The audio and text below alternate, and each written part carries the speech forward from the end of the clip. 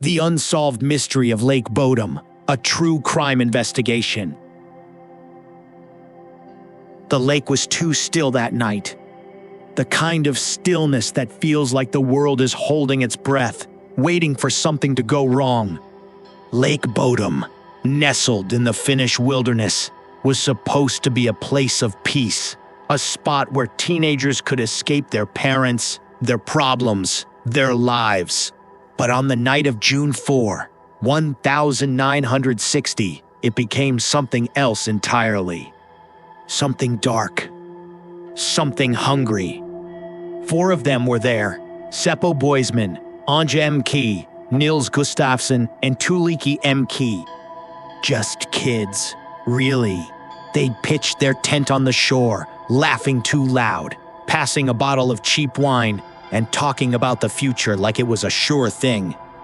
They didn't notice the way the trees seemed to lean closer as the sun dipped below the horizon. They didn't hear the faint, almost imperceptible hum that seemed to rise from the water as the sky turned the color of a fresh bruise. But they would. The night that wouldn't end. It started with a sound. Not a scream, not yet. Just a rustling, like something moving through the underbrush. Nils was the first to hear it. He froze, the bottle halfway to his lips, and stared into the blackness beyond the firelight. "What is it?" Tuulikki asked, her voice too high, too tight. "Nothing," Nils said, but he didn't believe it. None of them did. The fire crackled, casting flickering shadows that danced like specters on the walls of the tent. The rustling came again, closer this time. And then, faintly, a low, guttural sound like a laugh, but not quite human. "Let's get in the tent," Anja whispered. She was already moving, her eyes wide and darting.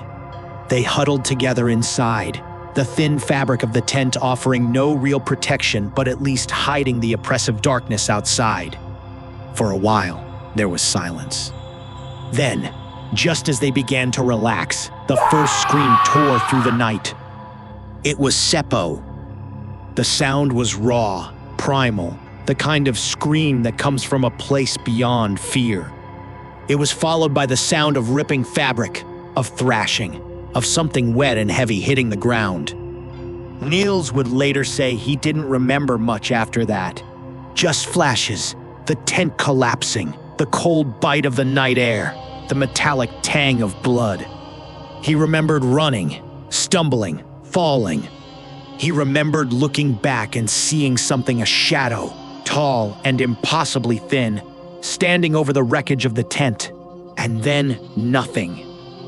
When the first responders arrived at dawn, they found a scene straight out of a nightmare. The tent was shredded, the ground soaked with blood.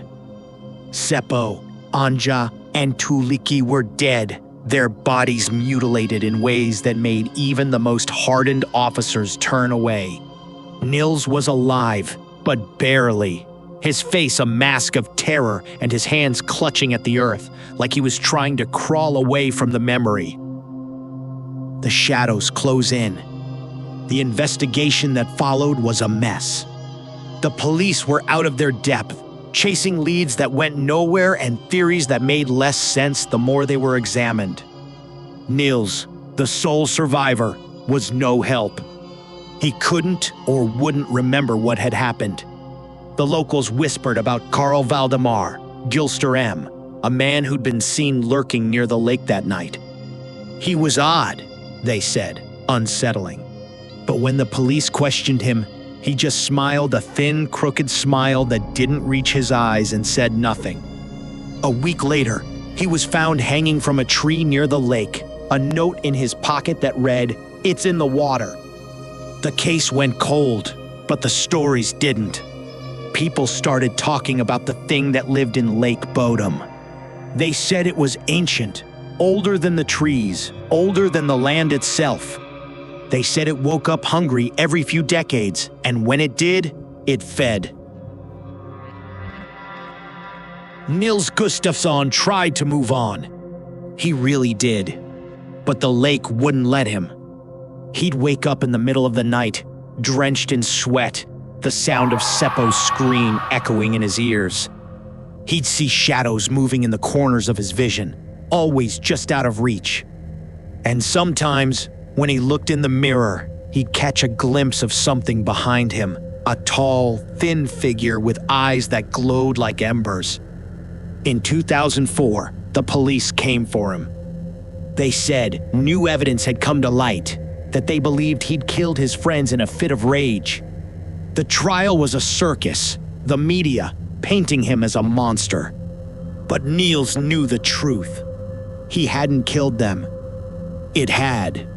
He was acquitted, but the damage was done. The whispers followed him everywhere. Murderer, monster, liar, and always, the feeling that something was watching him, waiting for him to slip up, to let his guard down. The cult of the deep. In 2019, a group of journalists decided to dig into the case.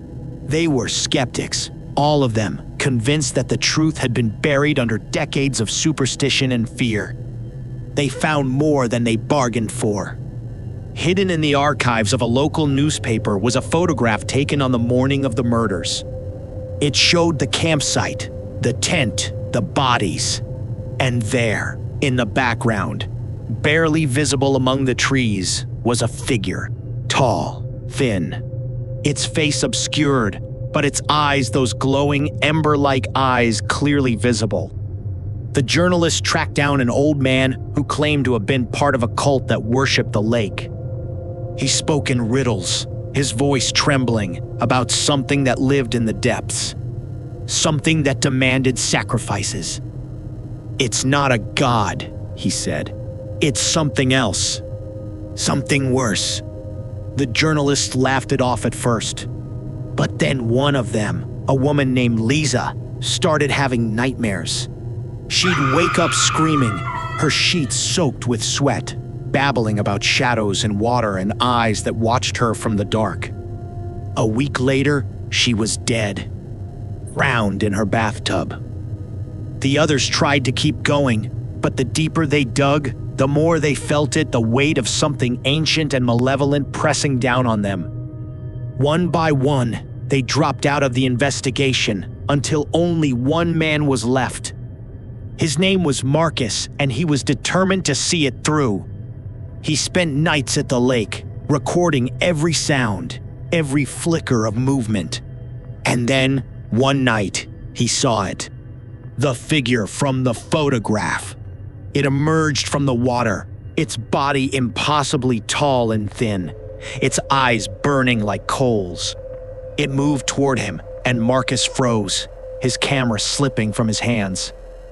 The last thing he saw before he blacked out was its face, or what should have been its face.